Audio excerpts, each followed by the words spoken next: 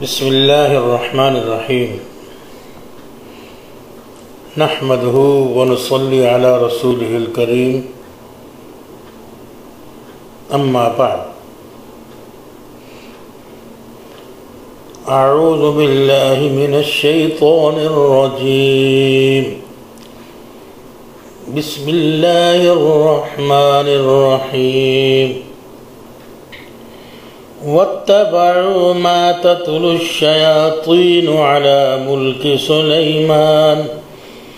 وما كفر سليمان ولكن الشياطين كفروا يعلمون الناس السحر وما أنزل على الملكين ببابل هاروت وماروت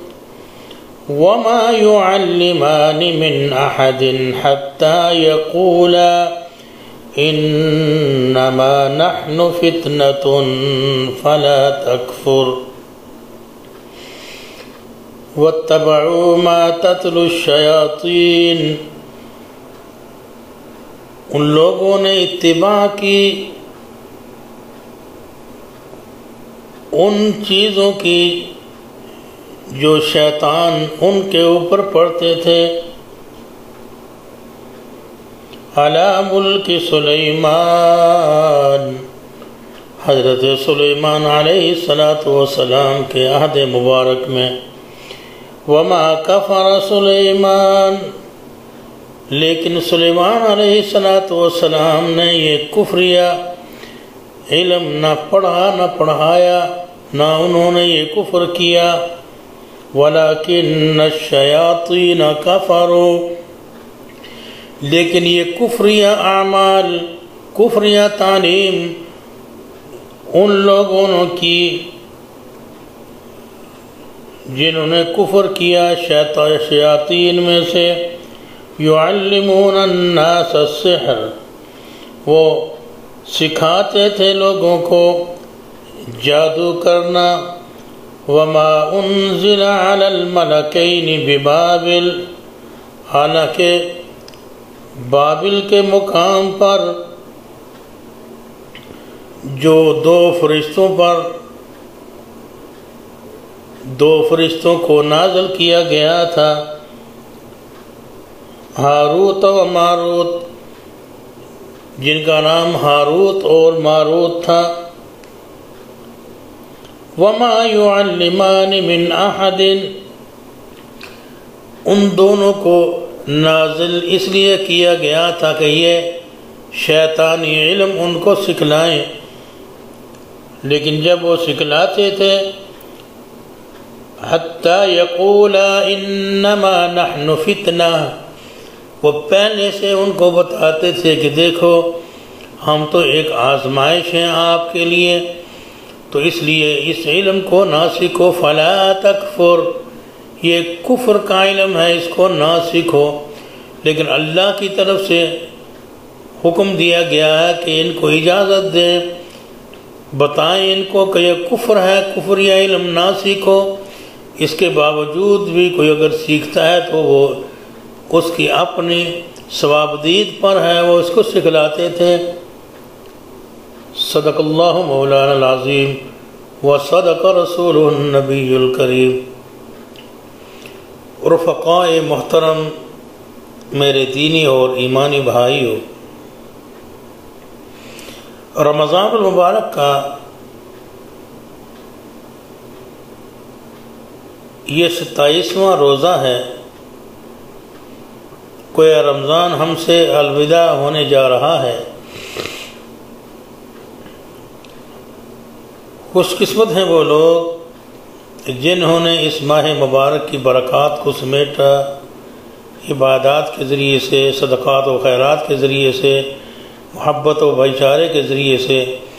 اور سب سے بڑی چیز کہ لعلکم تتقون کی بنیاد پر انہوں نے اپنا تزکیہ کیا اور تقوی اختیار کیا تقوی کا معنی کیا ہے پرہیزگاری کرنا پرہیزگار ہونا بچنا جس چیز سے منع کیا گیا ہے اس سے بچنا، رک جانا، اور جن چیزوں کو کرنے کا حکم دیا گیا ہے ان کو کرنا، اس کا نام ہے پرہیزگاری۔ قرآن جب ہم مطالعہ کرتے ہیں تو ہمیں چند چیزیں بڑی اہمیت کے ساتھ معلوم ہوتی ہیں۔ وہ یہ کہ رمضان دراصل پریکٹیکل کا نام ہے، عملی زندگی کا نام ہے، جو ایک مہینہ پورا اللہ پاک اہل ایمان سے تدریب کرواتے ہیں، مشق کرواتے ہیں کہ یہ اہل ایمان اس مہینے میں ہر وہ کام کرنا چھوڑ دیں جو اللہ کو ناپسند ہے، اور ان ناپسند اعمال کو اللہ پاک نے بیان فرما دیا کہ یہ چیزیں ہیں، تم نے اس سے رکنا ہے۔ اور قرآن اس کی تھیوری ہے، قرآن اس کا تعلیمی مجموعہ ہے جو بتاتا ہے کہ کیا کرنا ہے اور کیا نہیں کرنا۔ اور جب قرآن کی تھیوری پر رمضان میں پریکٹیکل کر کے ایک مسلمان مقام تقویٰ کو حاصل کرنے کی کوشش کرتا ہے تو ان میں ایک تو اس کی اصلاح ہوتی ہے، اس کے دل کے اندر محبت پیدا ہوتی ہے، دوسروں کے لیے الفت پیدا ہوتی ہے، غیبت سے دور ہو جاتا ہے، برائیوں بے حیائیوں سے دور ہو جاتا ہے، زبان اس کی پاک اور صاف ہو جاتی ہے، کانوں کی سماعت غلط آوازوں کو نہیں سنتی، آنکھوں سے غلط چیزوں کو نہیں دیکھتا، ہاتھوں سے غلط کام نہیں کرتا، پاؤں سے غلط کاموں کی طرف چل کر نہیں جاتا۔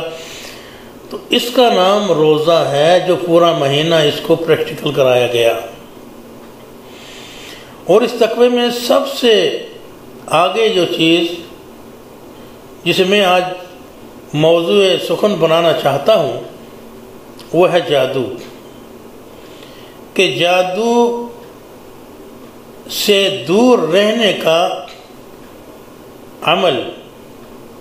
بھی اس ماہ مبارک میں بتلایا جاتا ہے، کیونکہ اس مہینے میں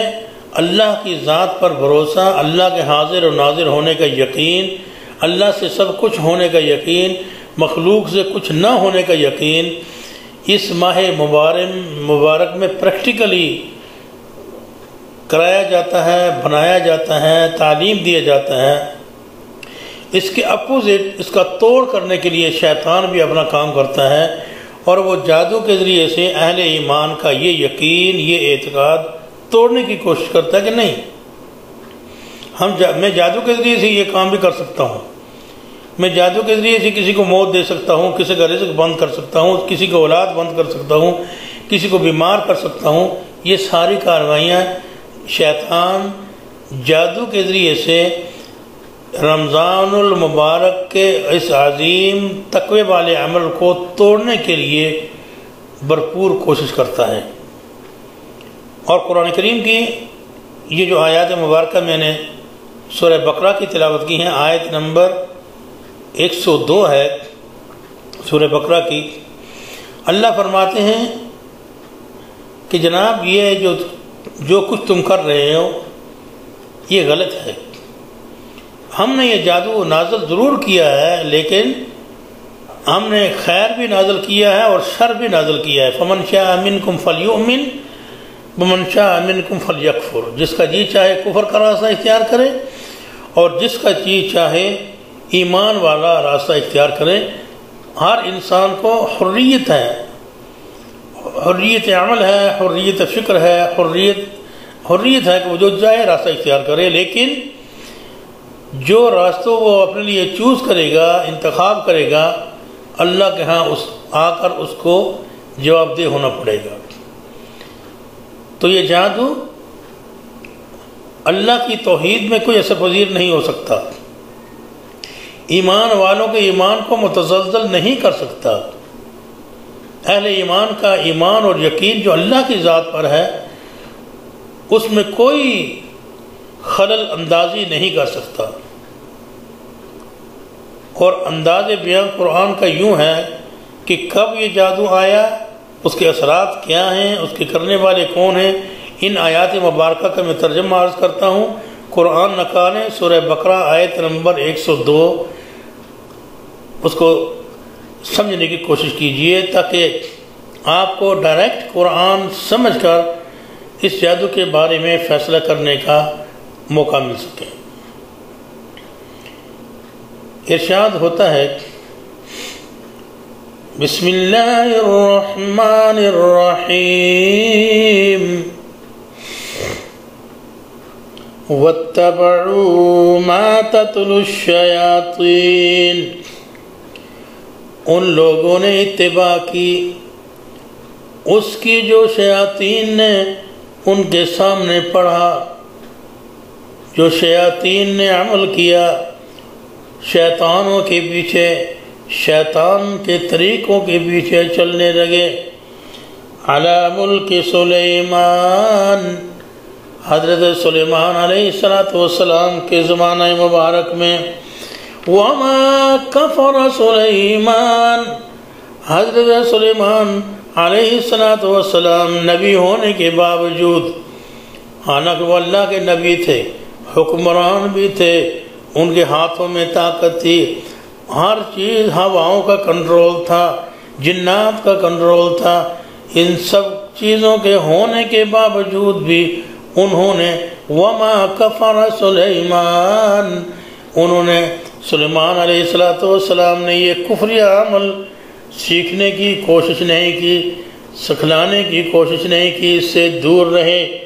وَلَكِنَّ الشَّيَاطِينَ كَفَرُوا، لیکن شیطانوں نے یہ کفر کیا، جادو سیکھا بھی، جادو سکھلایا بھی۔ يُعَلِّمُونَ النَّاسَ السِّحْرَ، یہ لوگوں کو جادو سکھلاتے تھے۔ وَمَا أُنزِلَ عَلَى الْمَلَكَيْنِ بِبَابِلَ هَارُوتَ وَمَارُوتَ، سلیمان علیہ السلام کے زمانے میں ہم نے ہاروت و ماروت کو اس لیے نازل کیا، اس لیے بھیجا کہ جاؤ ان کو یہ عمل بھی سکھلاؤ جا کر، اور لیکن یہ ان کو بتاؤ۔ وَمَا يُعَلِّمَانِ مِنْ أَحَدٍ حَتَّى يَقُولَا، جو بھی کوئی یہ غلط علم، شیطانی عمل، جادو کا عمل سیکھنے کے لیے ان کے پاس آتا تو وہ صاف کہتے، میاں ہمیں تو اجازت دی گئی ہے، بھیجا ہی اس لیے گیا ہے کہ تمہارا امتحان لیا جائے کہ تم نبوت والا راستہ اختیار کرتے ہو یا شیطانوں والا راستہ اختیار کرتے ہو، تم ایمان والا راستہ اپناتے ہو یا کفر والا راستہ اپناتے ہو۔ تو ارشاد فرمایا کہ پھر وہ خود فرشتے اللہ کے ان کو کہتے تھے، فَلَا إِنَّمَا نَحْنُ فِتْنَةٌ، ہم ایک آزمائش ہیں تمہارے لیے، فَلَا تَكْفُرْ، بہتر تو یہی ہے کہ آپ اس سے دور رہیں، یہ کفری عمل نہ سیکھیں۔ فَيَتَعَلَّمُونَ مِنْهُمَا، لیکن وہ لوگ باز نہ آئے، سیکھتے تھے ان دونوں فرشتوں سے آ کر۔ کیا سیکھتے تھے؟ سن لیجئے، جادو کیا ہے اور جادو کے ذریعے سے کیا کیا جاتا ہے۔ اللہ نے ہر چیز کو واضح کر دیا۔ کیا فرمایا؟ فَيَتَعَلَّمُونَ مِنْهُمَا، پس وہ سیکھتے تھے ان دونوں سے آ کر، مَا يُفَرِّقُونَ بِهِ بَيْنَ الْمَرْءِ وَزَوْجِهِ، بیوی اور خامد کو لڑانا، ان کی جدائی کرانا، ان کی طلاقیں کرانا، ان کے اندر نفرت پیدا کرنا، ایک کام اس جادو کے ذریعے سے یہ کیا جاتا تھا۔ نمبر 2، وَمَا هُمْ بِضَارِّينَ بِهِ مِنْ أَحَدٍ، لیکن وہ کچھ بھی نقصان نہیں پہنچا سکتے تھے، الا بِإِذْنِ اللَّهِ، سوائے اللہ کے حکم کی۔ جادو کی حقیقت اپنی جگہ ہے،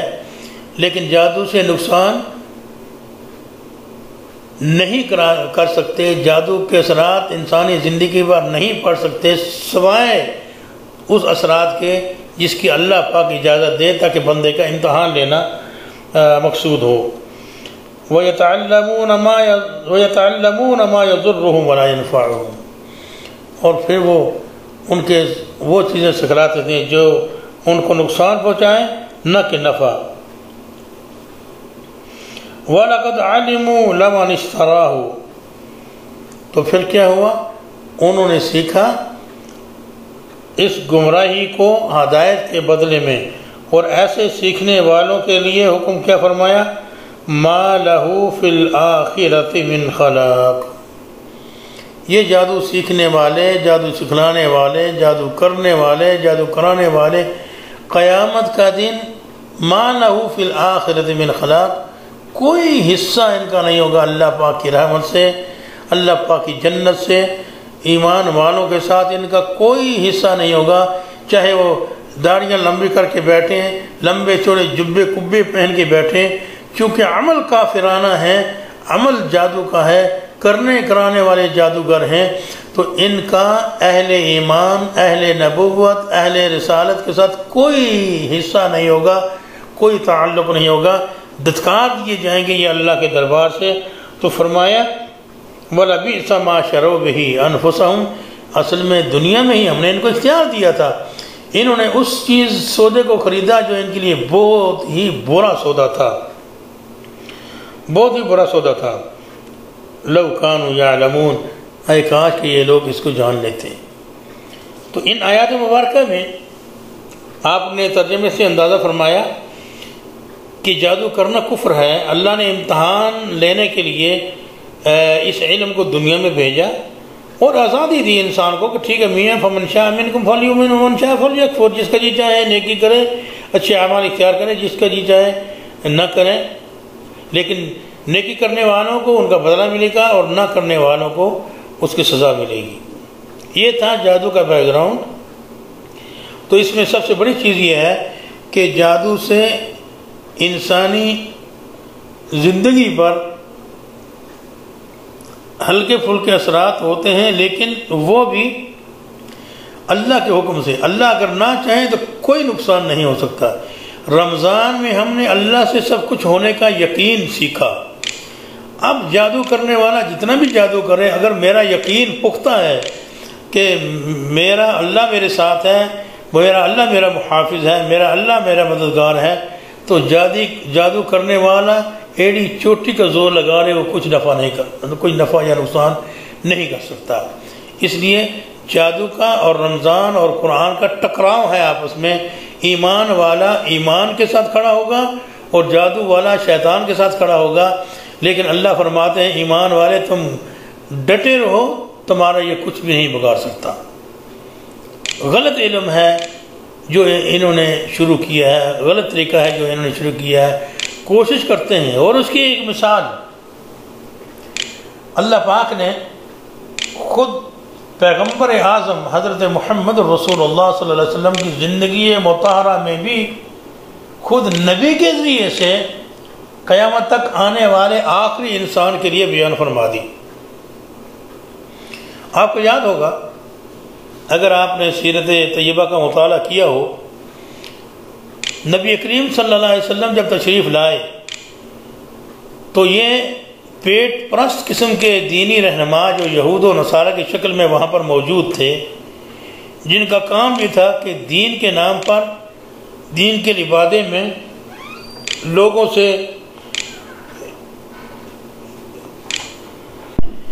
دین کے لبادے میں یہ لوگوں کی جیبوں پر ڈاکہ ڈالتے اور اس طریقے سے یہ مذہبی تاجر اپنی دکانداریاں چمکاتے۔ رسول اکرم صلی اللہ علیہ وسلم جب تشریف لائے تو آپ نے ان کو للکارا اور فرمایا کہ یہ بات غلط ہے، اللہ ہی سے سب کچھ ہونے کا یقین ہونا چاہیے، لا الہ الا اللہ محمد رسول اللہ کہہ دیجئے، اسی میں دونوں جہانوں کی کامیابی ہے۔ تو انہوں نے جب دیکھا کہ نبی کی دعوت، نبی اخلاص و محبت، نبی کی اللہ کی طرف سے نصرت کی وجہ سے دین اسلام پھیلتا جا رہا ہے، لوگ اسلام میں داخل ہوتے جا رہے ہیں، تو انہوں نے کہا کہ بھئی ایسے کیا جائے، یہاں تو نہ دلائل چلتے ہیں اور نہ وسائل چلتے ہیں، یوں کرتے ہیں کہ نبی کو راستے سے ہٹایا جائے تاکہ نہ رہے بانس اور نہ بجے بانسری، نبی کو ہٹا دیا جائے۔ تو لبید بن عاصم ایک یہودی ہے، یہ عبید بن عاصم ایک یہودی ہے، اس یہودی عالم نے، جو ان کا عالم تھا، جادوگر تھا، جادو میں بہت ماہر تھا، اس نے یہ کام کیا کہ چند لڑکیوں کو تیار کیا، چند عورتوں کے ذریعے سے حضور نبی پاک صلی اللہ علیہ وسلم کے بال مبارک، حضور کے ناخن، حضور کے کپڑے کے ٹکڑے منگوائے، اور اس نے ان کے اوپر جادو کیا، سوئیاں اس کے اندر چبھائیں، اور پھر ایک کنویں میں پتھر کے نیچے دفنا دیا۔ نتیجہ یہ نکلا کہ نبی پاک صلی اللہ علیہ وسلم کی ذات گرامی اس کے جادو سے متاثر ہونے لگی، متاثر یوں ہونے لگی جسم میں اکتاہٹ، تھکاوٹ محسوس ہونے لگی، رنگ مبارک زرد ہونے لگا، ہلکا پھلکا نسیان، یعنی ابھی کھانا کھایا ہے، تھوڑی دیر کے بعد میں نے کھانا کھا لیا ہے، پانی پیا، میں نے پانی پی لیا ہے، تو اس قسم کی ہلکی پھلکی جو ہے وہ نسیان کی پوزیشن ہونے لگی۔ لیکن وحی کے معاملے میں اللہ محافظ ہے، واللہ یعصمک من الناس کی بنیاد پر اللہ اپنی وحی کی پوری طرح حفاظت فرما رہے تھے، وحی کے اندر کسی قسم کا کوئی تردد، کوئی خلل نہیں پیدا ہوا، جیسے قرآن نازل ہوتا ویسے ہی نازل ہوتا، جبریل لے کر آتے اور آپ صحابہ کو سکھلاتے، لیکن جسم میں تھکاوٹ، اکتاہٹ، یہ چیزیں پیدا ہوئیں۔ صحابہ پریشان ہوئے، یہ ماجرا کیا ہے؟ حضور کو خود بھی سمجھ نہیں آ رہی تھی کہ اب یہ اصل چکر کیا ہوا۔ تو پھر ایک دن آپ سو رہے ہیں، دو فرشتے آئے، ایک پاؤں کی طرف کھڑا ہوا، دوسرا سر کی طرف کھڑا ہوا، اور آ کر ان دونوں فرشتوں نے ایک دوسرے سے سوالات کیے، پوچھا ایک دوسرے سے کہ بھئی کیا ہے، ان کو کیا ہو گیا؟ ایک نے جواب دیا کہ ان کے اوپر جادو ہوا ہے۔ کس نے جادو کیا ہے؟ یہ عبید بن عاصم نے کیا ہے۔ اور یہ کیسے کیا ہے؟ اس نے سارا یہ عمل بتلایا۔ کہاں ہے یہ جادو؟ اس نے کہا کہ فلاں کنواں ہے، اس کے نیچے، اس کے اندر ایک پتھر کے نیچے یہ جادو چھپایا گیا ہے۔ تو پھر کیسے دور ہوگا؟ فرمایا کہ اپنا کوئی قریبی یہ بھیجیں اقارب میں سے، اور جو اس کو جادو کو نکالیں اور اس کے اوپر معوذتین، یعنی دو صورتیں، قل اعوذ برب الفلق اور قل اعوذ برب الناس، یہ صورتیں اس کے اوپر پڑھ کر پھونکیں، اور اس طریقے سے وہ جادو جو ہے وہ ختم ہو جائے گا، زائل ہو جائے گا۔ اور وہ گریں وغیرہ جو اس نے لگائی ہوئی ہیں دھاگے اور بالوں کو ملا کر،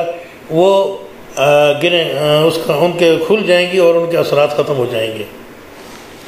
اور نبی کریم صلی اللہ علیہ وسلم نے پھر حضرت علی کو بھیجا، وہ جادو نکلوایا،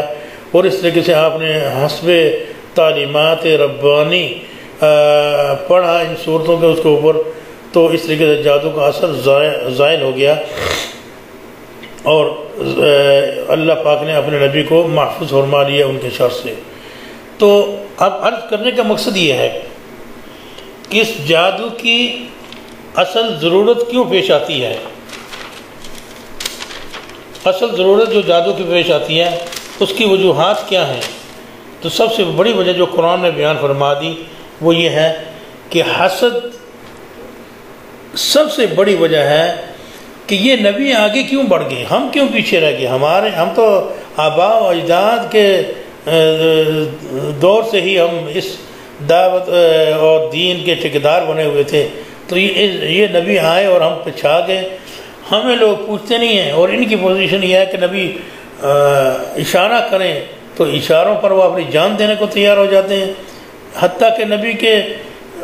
صلی اللہ علیہ وسلم کے وضو کا پانی بھی وہ نیچے نہیں گرنے دیتے، اس قدر محبت، اس قدر عقیدت۔ تو یہ حسد پیدا ہوا، اور اسی لیے اس حسد کی بنیاد پر وہ اس درجے تک جا پہنچے کہ کفر یا اعمال کرنے لگے، بجائے ایمان لانے کے کفر میں داخل ہوئے، بجائے سیدھے راستے پر چلنے کے کافرانہ اعمال کرنے لگے۔ حسد بہت بڑی بیماری ہے، بہت بڑی مرض ہے، جو وہ کچھ کرا دیتی ہے جس کا انسان سوچ بھی نہیں سکتا جی۔ اور اسلام نے اس کو قطعاً منع فرمایا کہ حسد کرنا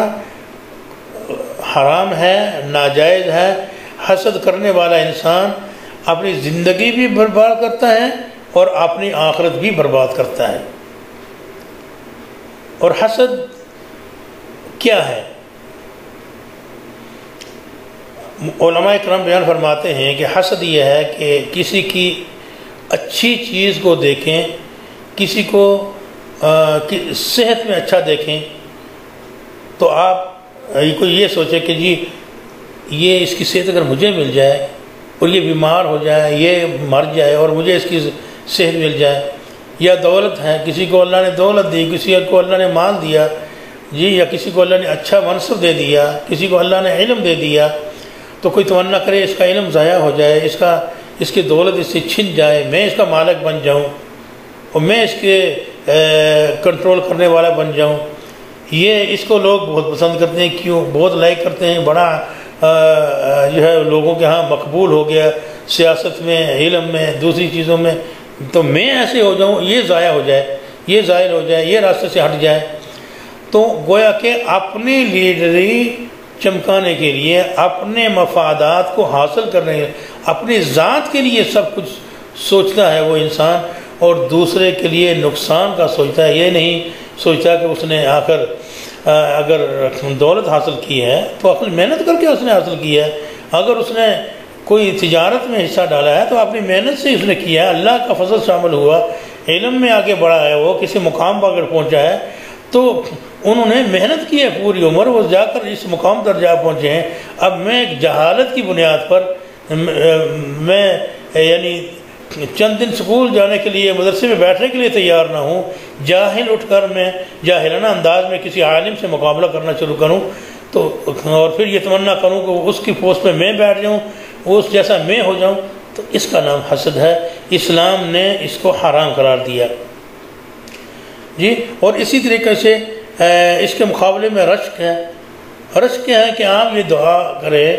کہ اے اللہ، جس طرح اس آدمی کو آپ نے یہ نعمت دی، صحت کی نعمت دی، اولاد کی نعمت دی، مال کی نعمت دی، علم کی نعمت دی، یا جو بھی نعمتیں اللہ نے ہیں، اے اللہ جس طرح اس کو دی، آپ اگر اس کو دے سکتے ہیں تو مجھے بھی عطا فرمائیں۔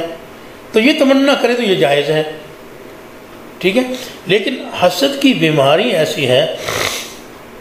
کہ انسان اس سے اللہ ہی بچائے تو بچائے، ورنہ بڑے بڑے اس کے اندر مبتلا ہو جاتے ہیں اور اپنی دنیا بھی تباہ کر بیٹھتے ہیں اور آخرت بھی تباہ کر بیٹھتے ہیں۔ آپ دیکھیں ذرا سورہ فلق اور سورہ الناس کا اسلوب دیکھیں آپ۔ سورہ فلق میں ارشاد ہوتا ہے کہ صبح طلوع کرنے والا، فجر طلوع کرنے والا، یعنی دن کا آغاز کرنے والا جو رب ہے، اس سے آپ پناہ مانگیں۔ کن چیزوں سے؟ فرمایا ایک تو من شر ما خلق، جو شر اللہ نے پیدا کیا، پیدا تو اللہ نے کیا نا، شر اور خیر اور شر اللہ کی طرف سے اللہ نے پیدا کیا جی۔ ہر وہ شر جو اللہ نے پیدا کیا اس سے پناہ مانگیں۔ اور اندھیرا جب چھا جائے، اندھیرے میں چوریاں، ڈاکے، جادو، یہ سب اندھیرے میں ہوتے ہیں، اندھیرے کے شر سے اللہ سے پناہ مانگیں۔ اور پھر النفاثات فی العقد، جو گریں لگا کر پھونکے مارتی ہیں، جادو کرتی ہیں، دوسروں کے نقصان پہنچاتی ہیں، ان کے شر سے بھی اس اللہ سے پناہ مانگیں۔ وَمِن شَرِّ حَاسِدٍ إِذَا حَسَدَ، اور خصوصاً پورے مجموعی طور پر جو حسد کرنے والا حسد کرے اس سے پناہ مانگیں جی۔ اور اگلی صورت میں بھی یہی چیز ہے کہ آپ پناہ مانگیں انسانوں کے رب سے، جو انسانوں کا مالک بھی ہے، انسانوں کا الہ بھی ہے۔ کس چیز سے؟ من شر الوسواس الخناس، اس خناس کے شر سے جو لوگوں کے دلوں میں وسوسے ڈالتا ہے۔ الذی یوسوس فی صدور الناس، وہ جو کہ لوگوں کے دلوں میں وسوسے ڈالتا ہے، من الجنۃ والناس، جن اور انسانوں میں سے۔ تو اس میں کیا ہے کہ جادو کے ذریعے سے جو جادو کرنے والا، جادو کرانے والا دوسرے کی نعمت کے ازالے کی تمنا کرتا ہے تو اس ازالے کی تمنا کو روکنا، اس سے بچنا، اس سے پناہ مانگنا جو ہے اللہ پاک نے طریقہ بتلا دیا کہ اس طریقے سے آپ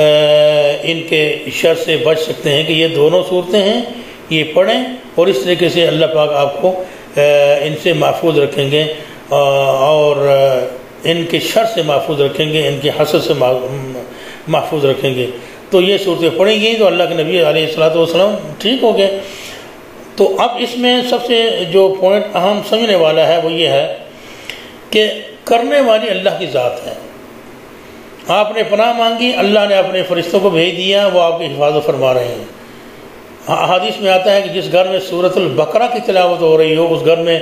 جن اور شیاطین اثر پذیر نہیں ہو سکتے، داخل نہیں ہوتے۔ اللہ کی رحمت کے فرشتے اس گھر میں نازل ہوتے ہیں اور شیاطین اور جنات کو بھگاتے ہیں۔ لیکن ایک بات یہاں میں اور عرض کرتا چلوں کہ حدیث میں ہے، رسول اکرم صلی اللہ علیہ وسلم نے ارشاد فرمایا جس گھر میں 3 چیزیں موجود ہیں اس گھر میں اللہ کے رحمت کے فرشتے نہیں آتے، اور اس کے مقابلے میں جنات آئیں گے، شیاطین آئیں گے اور صاحب خانہ کو تنگ کریں گے، ان کے بچوں کو تنگ کریں گے، ان کی صحت پر اثر پذیر ہوں گے۔ وہ 3 چیزیں کیا ہیں؟ جس گھر میں کتا ہو، جس گھر کے اندر کتا ہو، شوقیہ پال کے رکھے ہوتے ہیں نا کتوں نے، آج کے مسلمان بھی بڑے ذوق و شوق سے کتے پالتے ہیں، تو گھر میں کتا اگر پالا ہوا ہے تو اس گھر میں کے اندر رحمت کا فرشتہ نہیں آئے گا۔ ہاں ضرورت کے لیے رکھا ہے، اس کو دور باہر رکھیں، لیکن جس کا گھر کے اندر جو ہے وہ کوئی عمل دخل نہ ہو، جس کو جولی میں نہ بٹھائیں، چومتے پھرتے ہیں کتے کو، یہ بات شرعاً اسلام میں اس بات کی اجازت نہیں ہے۔ ایک بات، جس گھر میں شراب پینے والا موجود ہو، شرابی موجود ہو، تو شراب جس گھر میں موجود ہو اس گھر میں اللہ کے رحمت کے فرشتے نہیں آتے۔ اور نمبر 3، جس گھر میں تصاویر لگی ہوئی ہوں، تصاویر موجود ہوں، لوگ بڑے شوق سے اپنی شادی کی تصاویر دیواروں پہ لٹکا رہے ہیں، اپنی بیوی کی، اپنی بچوں کی، اپنی فیملی کی، بہنوں کی سب تصویریں، محرم ہوں یا غیر محرم سے بے نیاز ہو کر مہمان آتے ہیں، بیٹھتے ہیں، سب نظریں مارتے ہیں کون کیا ہے کیسے ہے۔ بے حیائی کے عمل کو عروج دینے کا ایک ذریعہ بنتا ہے یہ تصویریں۔ تو جس گھر میں تصویریں ہوں اس میں رحمت کے فرشتے نہیں آتے۔ ان چیزوں سے بچا جائے اور اللہ پاک سے مانگا جائے، اللہ پاک کی رحمت سے مانگا جائے، اور ان آیات مبارکہ سے اللہ پاک سے جادوگروں کے شر سے پناہ مانگی جائے تو اللہ پاک محفوظ فرماتے ہیں۔ اور سب سے بڑی بات ایک نوٹ کریں یہاں جو جس کو بیان کرنا ضروری ہے، حسد کرنے والے 2 ہی قسم کے ہیں، یا مرد ہوں گے یا عورت ہوں گے، لیکن قرآن نے من شر النفاسات کہہ کر اشارہ کر دیا، بیان کر دیا کہ سب سے زیادہ حسد اور جلن، سب سے زیادہ دکھ اور تکلیف دوسرے کو دے کر خواتین کے اندر یہ بیماری زیادہ ہے، وہ ان چیزوں کو برداشت نہیں کرتی۔ کوئی بہن کو برداشت نہیں کر سکتی، جی بہن بھائی کو برداشت نہیں کر سکتی کہ وہ اچھا کھا رہا ہے، اچھا پی رہا ہے، اور اس طریقے سے اپنی بھابھیوں کو اس کے ساتھ ان کے اچھا کھا رہی ہے، اچھا پی رہی ہے، وہ برداشت نہیں ہو رہا۔ پڑھی لکھی ہے کوئی خاتون اگر آگے شادی کا ہو کر وہ برداشت نہیں ہو رہی کہ وہ کیوں ہے۔ تو خواتین کے اندر پڑوسیوں کے ساتھ ایسے ٹکراؤ، اور کسی کو اللہ نے اولاد دے دی تو اس اولاد والے سے ٹکراؤ شروع ہو گیا، کسی کو اللہ نے دولت دے دی تو اس کے اندر جلن اور حسد پیدا ہو گیا۔ تو زیادہ تر یہ بیماری عورتوں میں ہے، کیوں کہ عورتیں دراصل ضعیف الاعتقاد کہا گیا، ضعیف الاعتقاد، اعتقاد کے لحاظ سے کمزور ہوتی ہیں، اعتقاد کے لحاظ سے، ایمان کے لحاظ سے، عمل کے لحاظ سے بھی مردوں سے بہت پیچھے ہوتی ہیں۔ مرد پھر بھی برداشت کرتا ہے، تو ٹھیک ہے بھائی، اس کو اگر مل گیا تو اس کی مقدر ہے، میں اس میں کیا کر سکتا ہوں، اللہ مجھے بھی دے گا۔ لیکن بعض مرد بھی ایسے ہوتے ہیں کہ جو اس بیماری کے اندر جو ہے وہ پڑتے ہیں اور اپنا نقصان اٹھاتے ہیں۔ تو اس طریقے سے اب یہ ہے کہ یہ چیز لیڈیز کے اندر زیادہ پائی جاتی ہے، اس لیے فرمایا گیا کہ اپنی خواتین کو، اپنی بچیوں کو علم پڑھاؤ، دین پڑھاؤ، قرآن پڑھاؤ، تاکہ یہ جاہلانہ سٹائل ان سے دور ہو جائے۔ بنا وجہ دوسروں کو دیکھ کر جیلسی کرنا، جلنا، دھوئیں نکالنا، یہ بات غلط ہے۔ قرآن و سنت کے خلاف ہے، تو اسی لیے فرمایا کہ اپنے اولاد کو دین پڑھاؤ، قرآن پڑھاؤ، تاکہ وہ دنیا کی خباثتوں اور مکاریوں سے محفوظ رہ سکیں، ایمان کے ساتھ وہ اپنی زندگی سے انجوائے کر سکیں، زندگی سے فائدہ اٹھا سکیں۔ تو اس طریقے سے یہاں بھی جو جادو کرنے والی ہیں بیسیکلی وہ خواتین ہیں جنہوں نے جادو کرایا، اور وہ عبید بن عاصم کے پاس گئیں اور نبی کریم صلی اللہ علیہ وسلم پر جادو کرایا۔ مین کردار سارا ان خواتین کا ہے، آئیں گی، محبت سے باتیں کریں گی، اور اس طریقے سے بڑے طریقے سے ان سے مائل کرنے کی کوششیں کریں گی، یہ ٹاکیاں لینا، یہ ناخن لینا، یہ بال لینا، خواتین کے علاوہ اور تو کوئی نہیں کر سکتا نا۔ تو پھر یہی انہوں نے کام کیا۔ تو قرآن نے اس لیے بیان، آگے دوسری چیز جو بیان فرمائی وہ یہ فرمائی کہ من شر الوسواس الخناس، ایسے ان کے شر سے کہ جو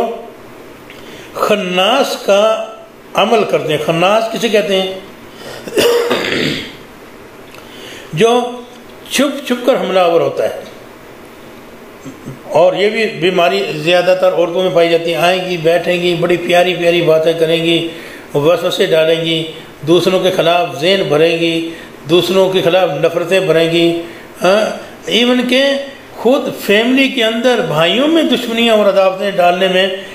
یہ پیش ہوں گی۔ مقصد ان کا صرف یہ ہوتا ہے کہ یہ بھائی آگے کیوں بڑھ گیا، میں کیوں پیچھے رہ گئی، اور یہ اس کے گھر میں جو آ گئی وہ کیوں آرام و سکون سے کھا رہی ہے، میں کیوں نہیں کھا رہی، مجھے کیوں نہیں مل رہا۔ یہ حسد، یہ جلن، اور اس کی وجہ سے یہ ایسے بیٹھ کر پھر پروپیگنڈا کریں گی بھائیوں کے، یعنی بھائیوں سے زیادہ عزیز اور محترم رشتہ اور کون سا ہو سکتا ہے۔ حیران ہو گیا، تاریخ ہمیں بتاتی ہے کہ فیملی کے اندر، بھائیوں کے اندر، بہنوں کے اندر، ایون کہ امی اور ابو کے درمیان بھی ایسے انتشار، ایسے اختلاف، ایسی عداوتیں، ایسی دشمنیاں پیدا کر دیتی ہیں یہ اپنی چرب اللسانی کی وجہ سے، کہ انسان حیران ہو جاتا ہے کہ میں کیا کروں۔ اور قرآن کریم نے اسی لیے ذرا دیکھیں قرآن کریم کو، قرآن کیا کہتا ہے کہ قرآن جب شیطان کا ذکر کرتا ہے تو کہتا ہے ان قید شیطان کان ضعیفا، شیطان بڑا مکار ہے، لیکن اس کی مکاری اللہ کے سامنے اور اللہ کے دین کے سامنے، اہل ایمان کے سامنے بڑی کمزور ہے، کچھ نہیں کر سکتا، وہ زور لگائے اپنا جتنا بھی ہے۔ حالانکہ حدیث میں آتا ہے کہ ان الشیطان یجری فی الانسان کمجری الدم، شیطان انسان کے خون کے اندر دوڑتا ہے، دل کے اوپر جا کے بیٹھتا ہے، اور پھر وہ وسوسے ڈالتا ہے، دماغ میں جا کے بیٹھتا ہے، وہاں جا کے وسوسے ڈالتا ہے۔ لیکن جب عورت کی باری آتی ہے، ان کی خواتین، ایسی جاہل خواتین، ان پڑھ خواتین، بے دین خواتین کی باری آتی ہے، تو پھر قرآن کہتا ہے کہ ان کید الشیطان کان ضعیفا، ان عورتوں کے مکر و فریب بہت آگے ہیں۔ اور پھر نتیجہ کیا نکلتا ہے کہ یہ نقصان کرتی ہیں، وسوسے پھیلاتی ہیں، مکاریاں کرتی ہیں، جھگڑے کراتی ہیں جی، اور ذرا ذرا بات پہ خاندانوں میں، محلے میں، اور یعنی وہ کچھ کر گزرتی ہے، انتشار و افتراق، قتل و غارت تک بات جو ہے وہ جا پہنچتی ہے۔ تو اس لیے ان کے شر سے بچنے کے لیے اللہ پاک نے یہ صورتیں جو ہیں وہ نازل فرمائی ہیں۔ اور ایک بات یہاں میں عرض کرتا چلوں، خواتین یہ جن کا ذکر نفاسات کی شکل میں کیا جا رہا ہے، من شر الوسواس الخناس کی شکل میں کیا جا رہا ہے، یوسوس فی صدور الناس، لوگوں کے دلوں کے اندر وسوسے ڈالتی ہیں، الٹی سیدھی پٹیاں پڑھاتی ہیں اور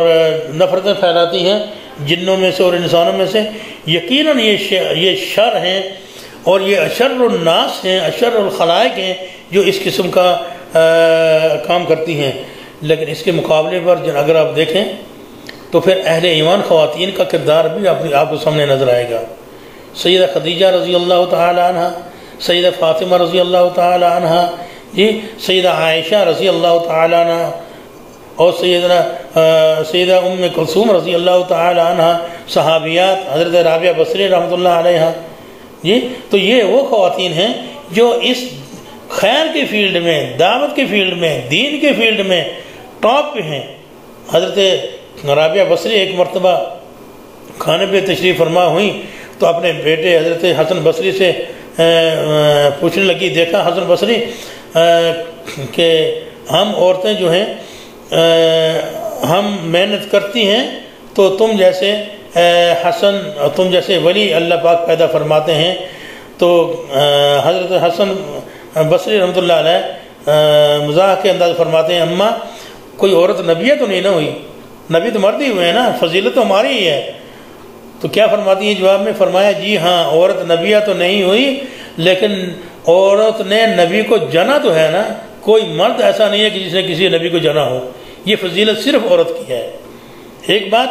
اور دوسری بات فرمایا کہ اگر عورت اپنے علم، اپنے تقوی، اپنے محنت سے اس مرد کی پرورش نہ کرتی تو حسن تم آج اس مقام ولایت پہ نہ کھڑے ہوتے۔ میں اگر صبح کے وقت تہجد پڑھ کر باوضو ہو کر پاک صاف ہو کر تمہیں اپنا دودھ نہ پلاتی اور تیرے کھانے پینے کا انتظام میں طہارت اور پاکیزگی سے نہ کرتی تو تم اس مقام پر کبھی بھی کھڑے نہ ہوتے۔ تو اس لیے آج کے دور میں جو چیز سب سے تباہی کی طرف لے جا رہی ہے کہ خواتین قرآن و سنت سے غافل ہیں، قرآن و سنت سے بے بہرہ ہیں۔ اپنی بچیوں کو ہم قرآن پڑھائیں، دین پڑھائیں، خواتین کے اندر علم کی چراغ روشن کریں۔ خواتین سے ہی معاشرہ اصلاح کی طرف جا سکتا ہے۔ اگر خواتین کو اس انداز میں چھوڑ دیں گے جیسے ہم آج کل یہ ٹی وی چینلز میں دیکھتے ہیں تو شیطان تو پھر جناب ایسے ہی اپنا انجام، اپنا نتیجہ، اپنا رزلٹ ہمارے سامنے پیش کرے گا۔ سڑکوں پہ ناچتی ہیں بطول رسول کی، سڑکوں پہ ناچتی ہیں بطول رسول کی اور تالیاں بجاتی ہے یہ امت رسول کی۔ تو یہ ظلم،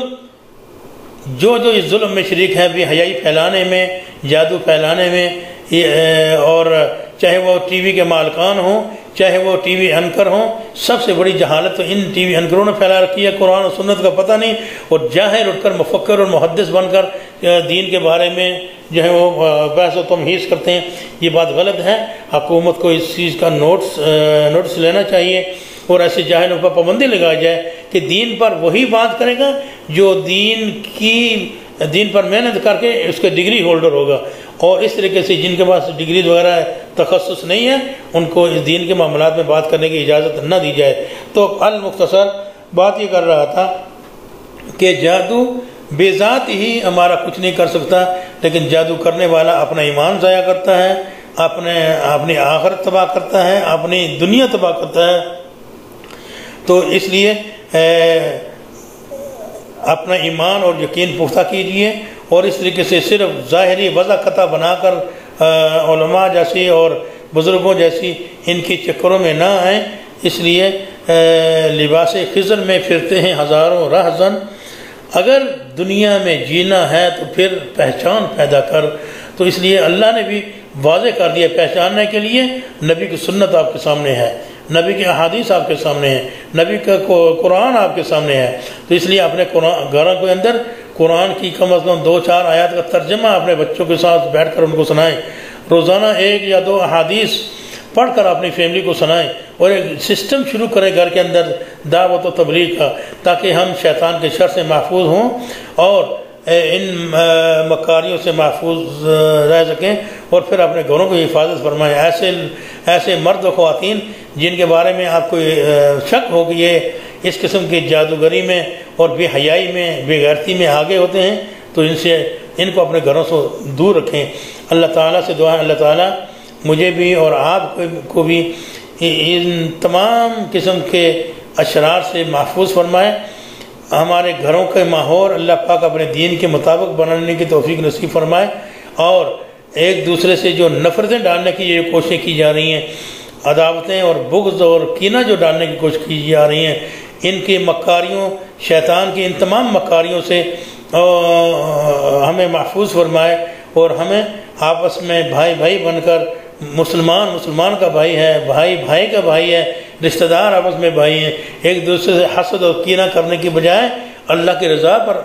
راضی ہونا چاہیے۔ میں ایک بات عرض کروں کہ ایک ماں کے پیٹ سے 20 بچے اگر پیدا ہوتے ہیں، ہر ایک کا مقدر اللہ بناتے ہیں، کوئی امیر ہے، کوئی غریب ہے، کوئی عالم ہے، کوئی جاہل ہے، کوئی طاقتور ہے، کوئی کمزور ہے، کوئی پہلوان ہے، کوئی نہیں ہے، کوئی کیسے ہیں، یہ سب اللہ پاک کرنے والے ہیں۔ بھائی ایک دوسرے کے اوپر جو ہے وہ حسد کرنا، جلن کرنا، اور دھواں نکالنا یہ طریقہ کار اسلام میں جائز نہیں ہے۔ اللہ پاک ہم سب کو عمل کی توفیق نصیب فرمائے۔ یہ چند گزارشات تھیں جو رمضان کے حوالے سے میں عرض کرنا چاہ رہا تھا۔ اگر رمضان کے روزے رکھنے کے باوجود بھی یہ جادوگری، یہ حسد، یہ بغض، یہ کینہ، یہ خرافات ہمارے اندر موجود ہیں تو میں ابھی سے بتا رہا ہوں کہ ایسا روزہ اللہ کو قابل قبول نہیں ہے۔ اللہ کے نبی نے فرمایا کہ رب صائم، کتنے ہی روزہ رکھنے والے ایسے ہیں کہ ان کے روزے سے ان کو سوائے بھوک اور پیاس سے کچھ نہیں ملتا۔ تو اللہ پاک ہمارے روزوں کو قبول فرمائے، قیام اللیل کو قبول فرمائے، جنہوں نے قیام کیا روزے رکھے ان کو بھی قبول فرمائے، اور جو نہیں رکھ سکے اللہ پاک ان کے گناہوں کو معاف فرمائے اور ان کو اپنے بارگاہ میں مغفرت کے ساتھ اپنے رحمت میں داخل فرمائے۔ وآخر دعوانا ان الحمدللہ رب العالمین، وصلی اللہ علی نبینا محمد وعلی آلہ وصحبہ وسلم تسلیما کثیرا۔